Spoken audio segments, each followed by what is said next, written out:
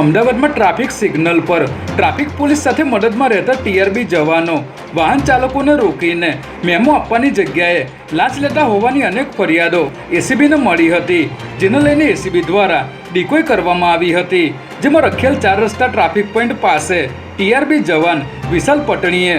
ડિકોયરનું loading વાહન ઊભું રખાવી ડિકોયરને memo ન આપવાના બદલામાં 200 રૂપિયાની લાંચની માગણી કરી હતી, જે રકમ સ્વીકારતા જ એસીબીની ટીમે વિશાલ પટણીને રંગેહાથ ઝડપી લીધો હતો। નવરાત્રિમાં ખેલૈયાઓ માટે ખુશીના સમાચાર સામે આવ્યા છે, જેમાં એક ખાનગી કાર્યક્રમ દરમિયાન હર્ષ સંઘવીએ જણાવ્યું હતું કે સવારે 5 વાગ્યા સુધી ગુજરાતમાં ગુજરાતીઓ ગરબા રમી શકશે, કારણ કે ગુજરાતમાં ગુજરાતીઓ ગરબા નહીં રમે તો ક્યાં રમશે। જોકે હર્ષ સંઘવીએ આ વિશે વધુ વાત કરતા જણાવ્યું હતું કે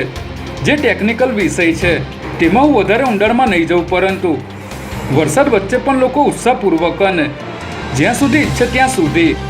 ગરબા રમી શકશે। અમદાવાદ શહેરમાં ફરજ બજાવતા 18 પીઆઈની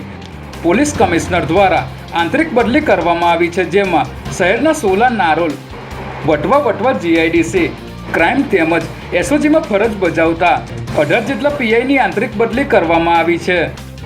આ બદલીઓમાં બહારના જિલ્લામાંથી બદલી થઈને આવેલા પીઆઈને પણ પોસ્ટિંગ આપવામાં આવ્યું છે અને બદલી થયેલા અધિકારીઓને તાત્કાલિક અસરથી બદલીની જગ્યા પર હાજર થવા પોલીસ કમિશનર દ્વારા આદેશ કરવામાં આવ્યો છે।